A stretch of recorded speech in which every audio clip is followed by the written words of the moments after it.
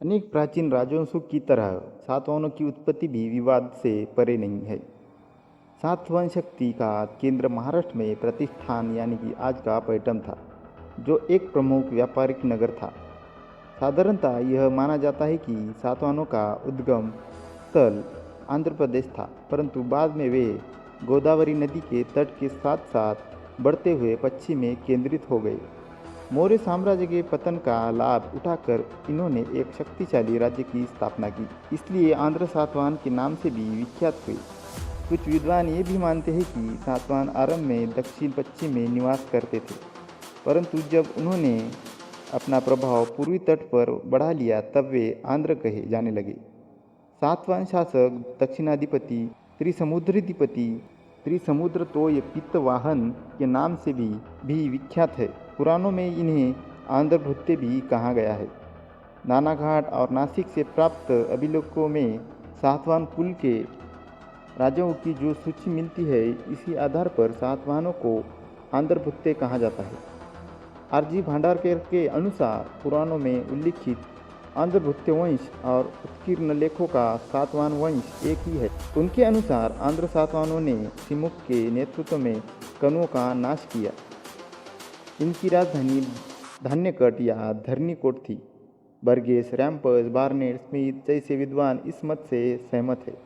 दोस्तों, अगर वीडियो को लाइक नहीं किया तो लाइक कर दो और चैनल को सब्सक्राइब कर दो। अभिलेखीय साक्ष्यों एवं साहित्यिक स्रोतों के आधार पर सातवाहनों के राजनीतिक इतिहास की रूपरेखा तैयार की जा सकती है। इस वंश के शासकों एवं उनके शासनकाल की समस्या विवादग्रस्त है।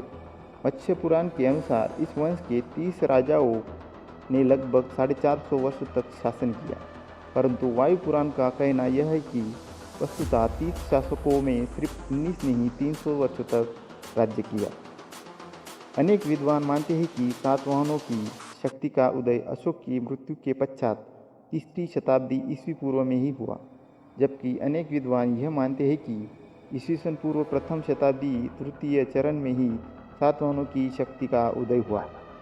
इस तर्कानुसार शुंगों की शक्ति का नाश कर सातवाहनों ने 75 ईस्वी पूर्व में ही सत्ता हासिल की थी।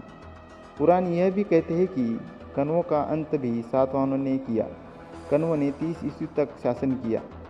अंततः आरंभिक सातवाहन शासकों की तिथियां बहुत स्पष्ट नहीं है, लेकिन 3री शताब्दी के प्राप्त अभिलेखों के आधार पर यह अनुमान लगाया गया है कि अशोक की मृत्यु के बाद ही सातवाहन दक्षिण की राजनीति में सक्रिय हुए और उन्होंने एक शक्तिशाली राज्य की स्थापना की। सातवाहनों की शक्ति को स्थापित करने वाला प्रथम राजा सिमुक था। उसकी तिथि 60 से 37 ईस्वी पूर्व मानी जाती है। पुराणों के अनुसार उसी ने अंतिम रूप में शुंग कण्व सत्ता को समाप्त किया, परंतु इस बात के तो प्रमाण उपलब्ध नहीं है कि सिमुक ने मगध पर आक्रमण किया। जहां कण्व सुशर्म राज्य कर रहा था, उसने संभवतः विदिशा का क्षेत्र कण्वों से हस्तगत किया। धर्म में उसकी गहरी अभिरुचि थी। उसने जैन एवं बौद्ध मंदिरों एवं चैत्यों का निर्माण कराया, परंतु अपने शासन के दौरान वह एक दुष्ट और अत्याचारी राजा बन गया। अंततः उसकी हत्या कर दी गई। सिमुक के बारे में इतिहास में ज़्यादा जानकारी उपलब्ध नहीं है, इसलिए हम वीडियो को यहीं समाप्त करते हैं। अगर वीडियो पसंद आया हो तो लाइक शेयर करना और चैनल को ज़रूर सब्सक्राइब करना। जय हिंद, जय भारत।